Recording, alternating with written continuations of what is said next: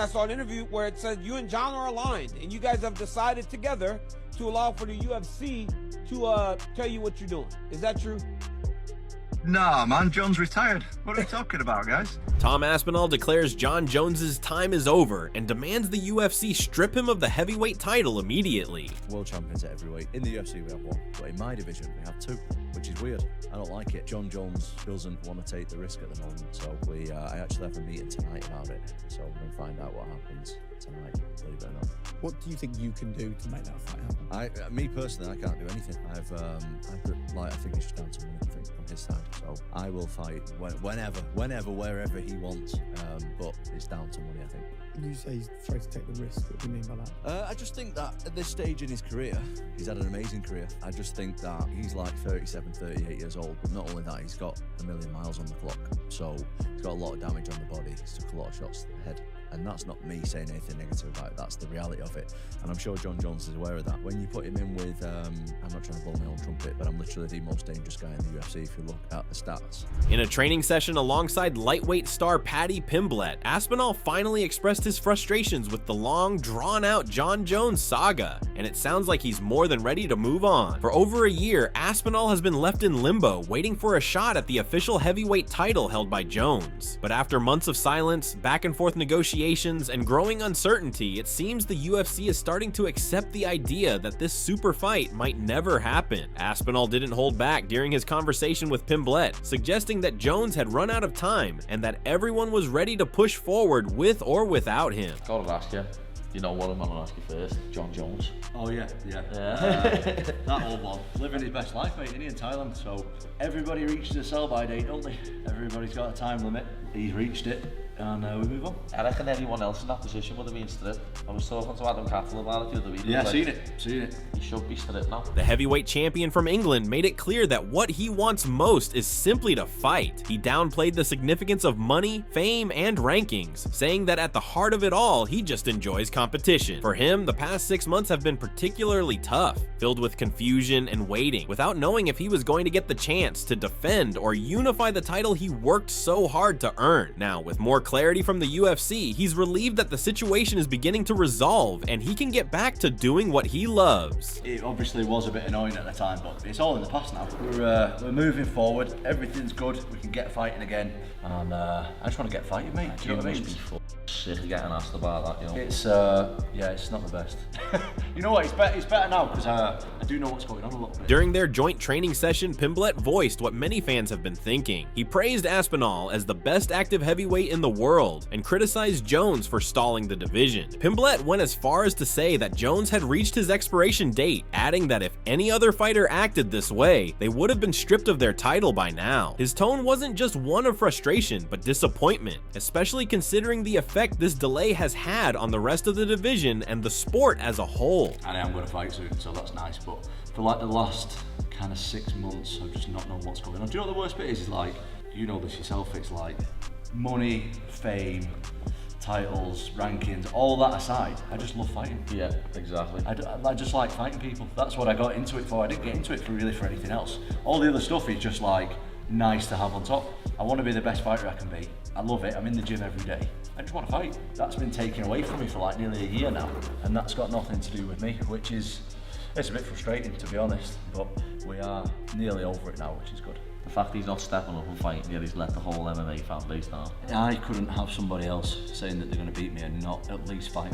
And then if I lose, I lose. At least I tried my best. And it's even more in that case when you're the reigning heavyweight champion of the world and you've got someone holding. It is crazy. Heavyweight it is a champion crazy situation, but there's a lot of politics in there in the UFC at the top levels, and it's just like out of my hands. So there's nothing I can really do about it. What's the last 6 months training been then? Where you've been just in limbo? You've been training to specifically fight Jones, or just been training? No, I've just been. You know what? That's actually one of the positives that's come out of it is when you've got a fight, you're training for a guy, aren't you? Yeah, you're training for one guy. I've just been training to get better, which is great. Do you know what I mean? I've been like improving and that, and I'm someone who's in the gym constantly anyway. Like I'll train twice a day if I've got a fight or not. Obviously the intensity increases if I do have a fight soon. Pimblett's frustration mirrors a growing sentiment among fans. According to veteran MMA reporter Ariel Helwani, Jones isn't looking to retire just yet. Instead, it seems he simply doesn't want to fight Aspinall. That selective approach has rubbed many the wrong way. For someone someone holding the undisputed heavyweight title, refusing a unification bout against the interim champion doesn't sit well with the fan base, or fighters like Pimblett, who believe Jones is letting the entire MMA world down. Jon Jones would have retired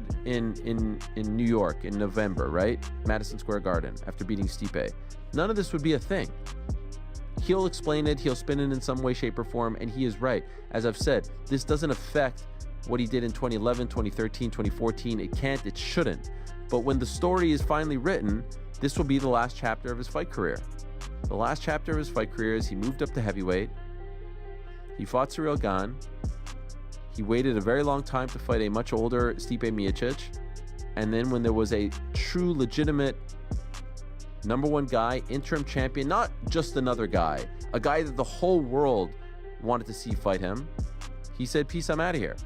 Now, in an alternate universe, I would love to know if it was like a Stipe-like fighter. Does he say the same? Is he saying goodbye because it's Tom? We'll never know the answer to that question.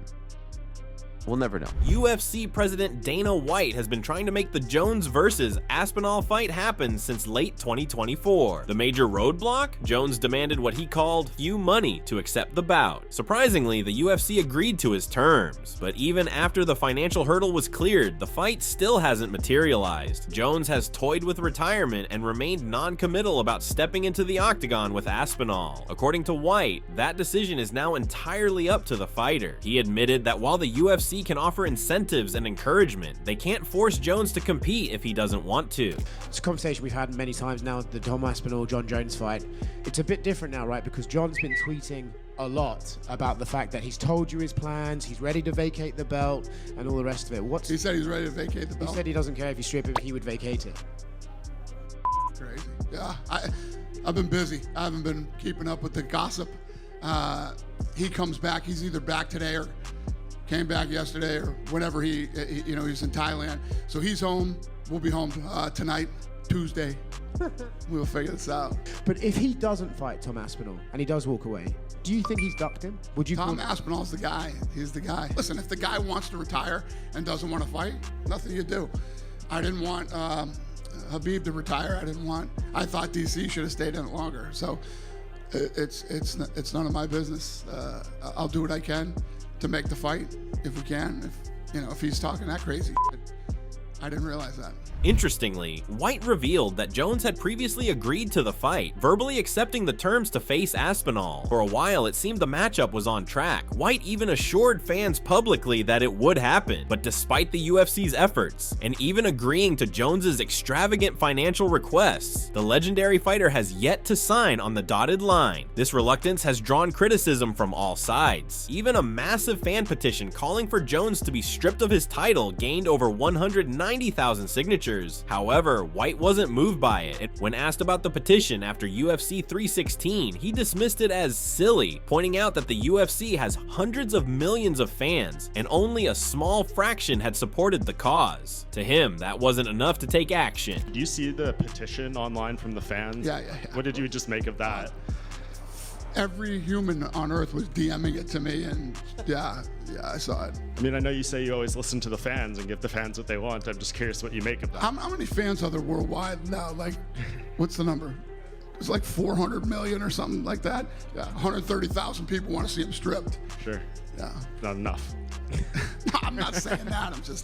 It's kind of fucking silly. Still, White maintained that the real title fight belongs to Aspinall. He was clear in rejecting the idea of Jones facing Francis Ngannou, saying that Aspinall is the guy to beat right now. While some speculated a Jones versus Francis Ngannou showdown might revive fan interest, White shut down the possibility, emphasizing that Ngannou isn't even under UFC contract anymore, and that Aspinall has been the UFC's main focus for a long time. It was kind of crazy how much interest Jon showed in the Francis Ngannou fight. Like, there was some tweets going back and forth. What would happen if he came to you and says, like, I'll fight, but I won't fight Aspinall, I would fight Ngannou? Would you even be interested in that or no? I don't have Ngannou under contract, and Aspinall's the guy. Right. If you were put in the position, would you maybe try to get Ngannou back under contract or no? Probably not. What makes the situation even more bizarre is Jones's own admission. The 37-year-old recently acknowledged he hasn't trained since his last appearance in New York City. He admitted to playing the company man role by doing nothing while holding the belt and stated that it's been financially beneficial to him. According to Jones, he's made more money off Aspinall being interim champion than Aspinall himself has. He even went so far as to suggest that he would relinquish the belt before allowing the UFC to strip it from him. I don't have much fighting left in me. That's because I started at a very young age at the highest level in the world. Once your reaction time starts to go, it's going. Like your ability to see something coming and react to it quick enough. The UFC, I and Tom, we all got a lot of stuff happening behind the scenes. They're one of the biggest organizations in sports, and right now Tom and I have agreed to wait for the UFC to make their announcements. So I legally can't really talk about it. This comment paints a clear picture of where Jones stands. He believes his legacy and position are untouchable. From his perspective, he conquered the sport. Veni, vidi, vici, as he put it. And with that, he feels he can control the narrative of his title reign, even if that means holding up the division indefinitely. However, for Aspinall, time and patience are running out. Despite all the delays, he's remained committed to training and preparing, knowing that the situation could shift at any moment. Pimblett's support during their recent session showed how much faith fellow fighters have in him, and how fed up they are with the politics surrounding Jones. Could we expect one more rodeo? I don't know what life holds as far as fighting and competing. I do feel like I'll be a lifelong martial artist, whether I'm coaching others or taking exhibition matches or things like that. There's a lot of great competition still in the UFC. I do view myself as more than a fighter. And so right now, I'm just focusing on love, happiness, kindness. We're in the quarter-century mark. So this year, I'm saying yes to more opportunities, focusing on family, focusing on me, my aura. Do you still love the game? Do I love the game? I'll always love MMA. Somehow, the universe made me one of the best at it, so I'll always love it. Do you feel any anxiety when you walk to the octagon anymore? My last two fights, I felt really, really amazing. I looked around and I thought to myself, John, you're the youngest champion in UFC history, meaning you've been in this predicament more than anybody else in the history of the sport. I've fought the #1 contender my whole career, so the fear has been lost. Michael Bisping, a former UFC champion turned commentator, offered his insight on why the highly anticipated fight between Jon Jones and Tom Aspinall remains unannounced. He suggested the UFC is deliberately holding off on revealing the bout until they can launch it with a grand promotional campaign, including press events and media appearances. Bisping emphasized that a fight of this magnitude demands careful build-up rather than a casual social media announcement. Reflecting on his own experience as a fighter, he noted that the UFC tightly controlled when and how fights were announced to maximize impact. In his opinion, the current silence could be a strategic move to create maximum hype for what many consider one of the biggest fights in UFC history. Now, of course, this is one of the most highly anticipated fights in all of UFC history. And you can't just announce it, oh, the fight's gonna happen. No. That's stupid. Fights of this magnitude, the UFC want to do a proper job. They want to announce it in a spectacular fashion. They want to have a press conference. They want the world's media there.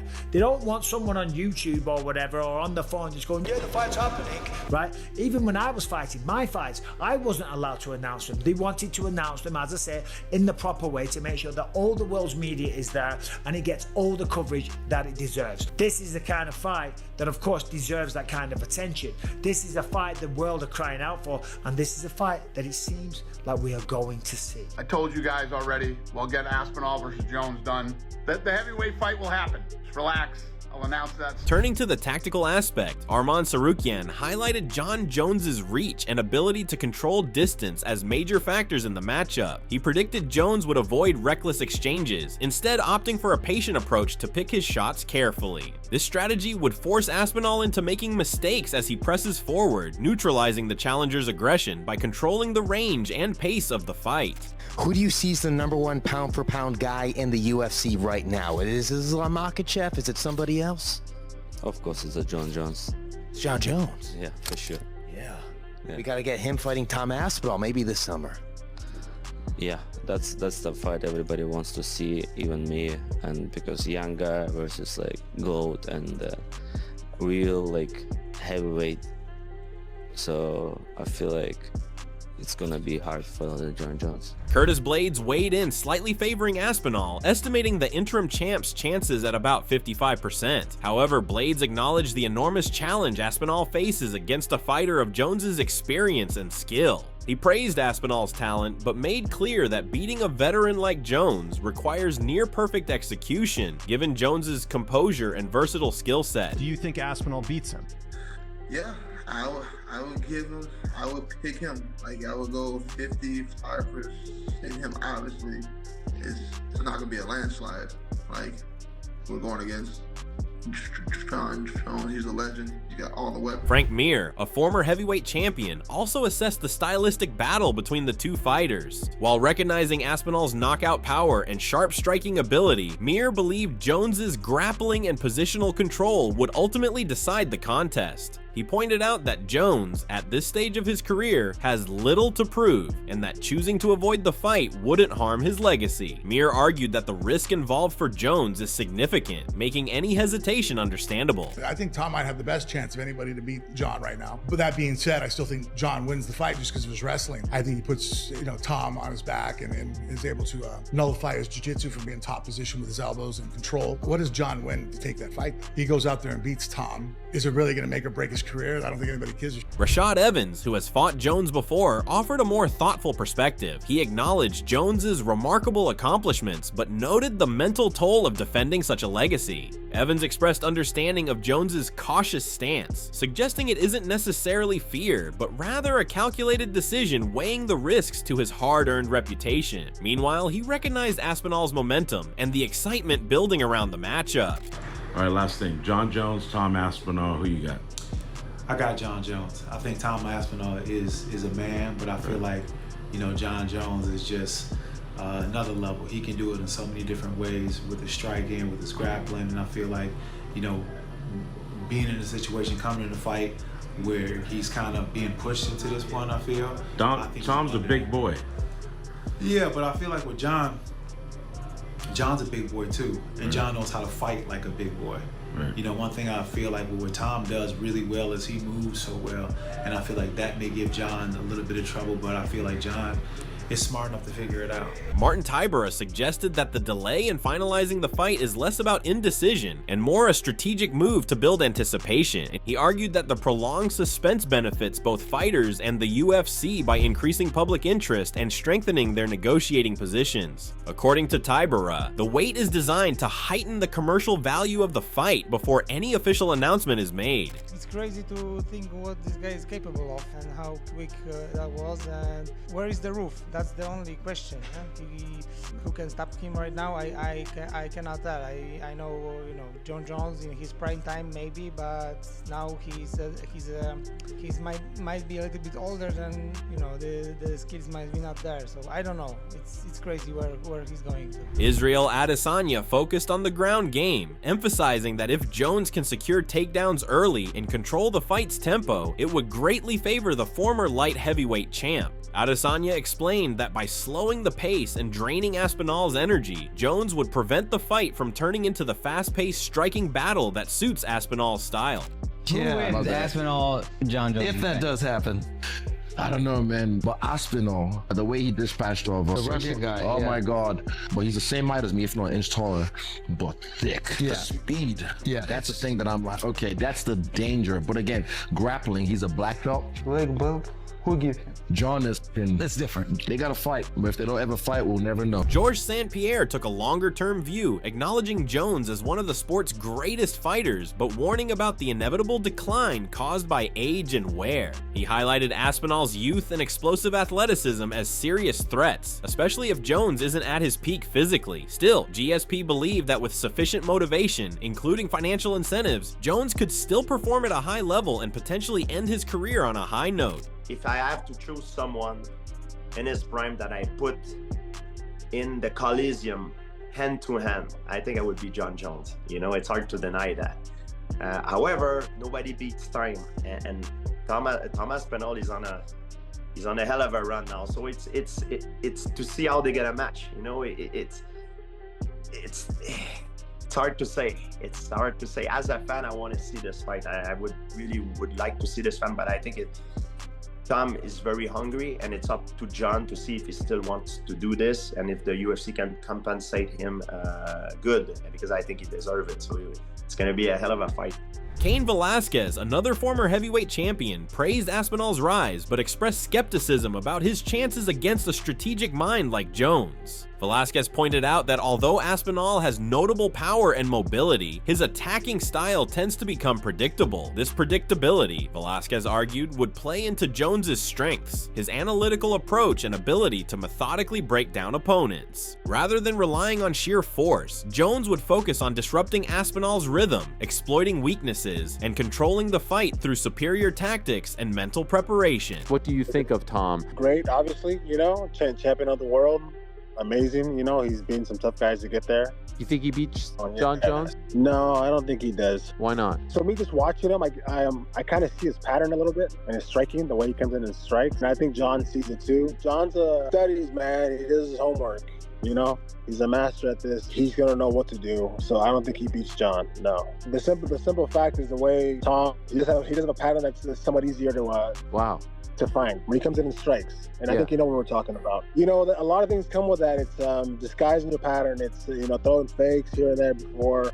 But when he comes to attacks, he comes in and attacks. It's 100% full go. He comes in, glides in, lunges in, and does his attack. Again, not that it's not effective. It is.